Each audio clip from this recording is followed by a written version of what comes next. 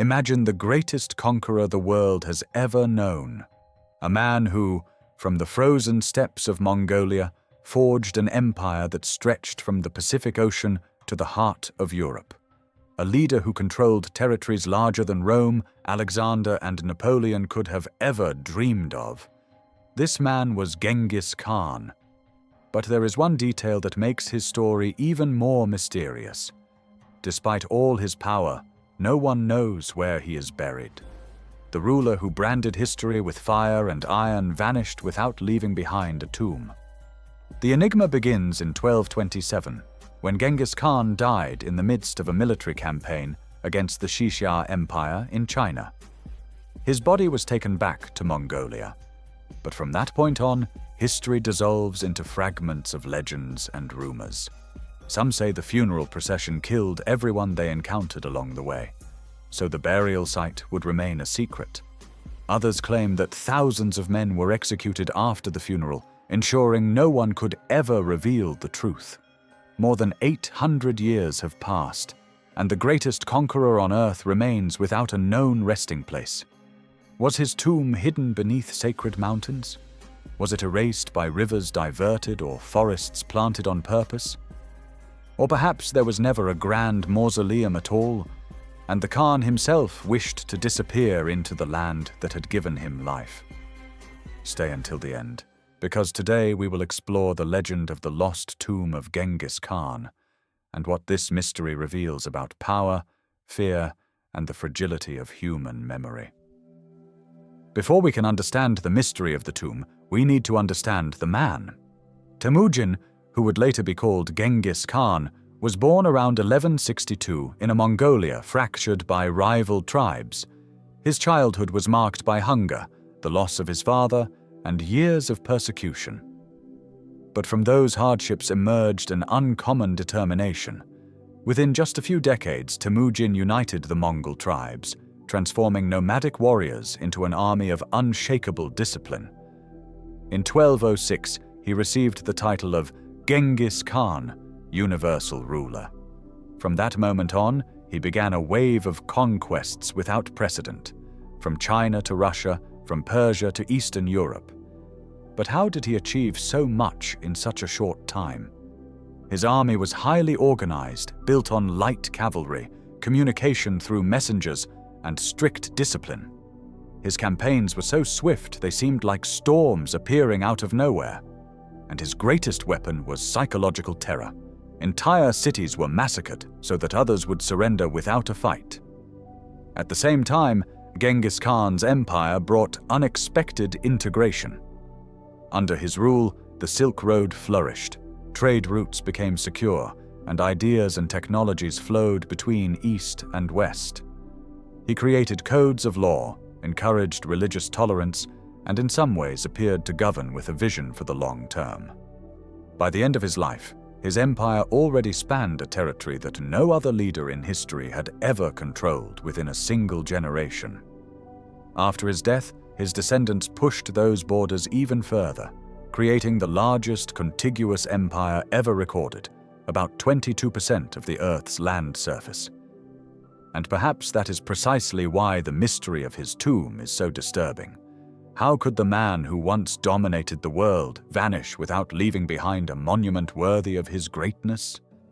In 1227, during a campaign against the Xia Empire in China, Genghis Khan died.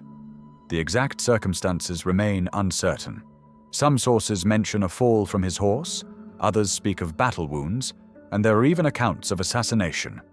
What is certain is that his death was kept in strict secrecy, to avoid weakening the morale of his soldiers or giving any advantage to his enemies. His body was taken back to Mongolia, but from that point forward what we have are not official records, but legends wrapped in silence and blood. One of the oldest tales claims that the caravan transporting his body killed everyone they encountered along the way, ensuring that no rumor about the burial site could spread. Another, even darker version says that after the funeral, the very participants were executed, eliminating every witness to the location.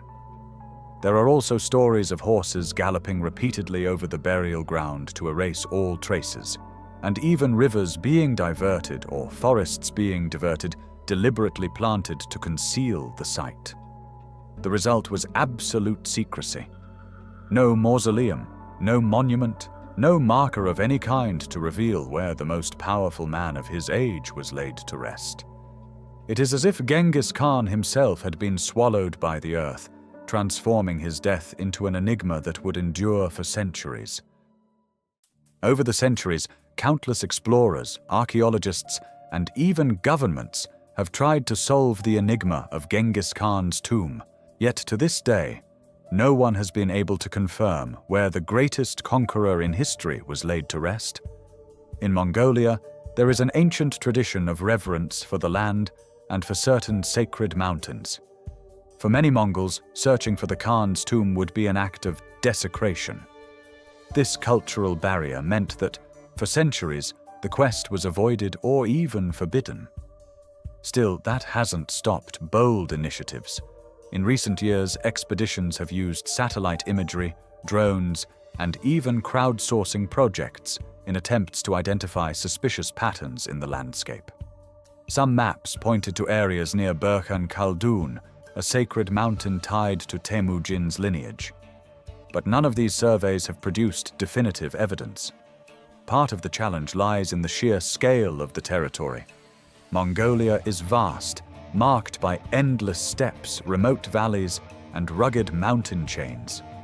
Even with modern technology, trying to locate a tomb deliberately hidden more than 800 years ago is like searching for a needle in a cosmic haystack, and each failure only deepens the mystery.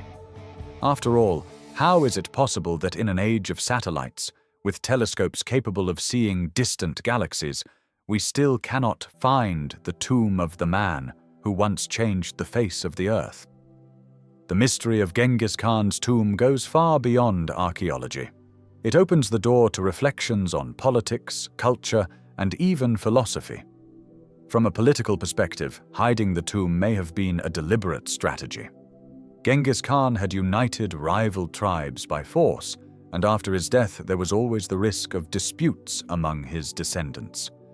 A grand mausoleum could have become a contested symbol of power. Silence, in this case, was also a tool of control. And there is also a historical, philosophical dimension. Great conquerors often sought eternity through monuments, pyramids, temples, lavish tombs. Genghis Khan, on the other hand, became eternal precisely through absence. There is no stone, no statue, only the myth. It is as if his true legacy was not to rest in one place, but in every place he conquered. That paradox may be the greatest legacy of Genghis Khan. The man who dominated the world in life continues to dominate our imagination through a tomb that no one has ever found. If even the greatest conqueror on the planet could disappear without a trace, what does that say about the fate of all empires? Perhaps true eternity lies not in monuments, but in the fear, the respect, and the memory that continue to echo long after death. And you, do you believe the tomb of Genghis Khan will ever be found? Subscribe to discover more stories like this.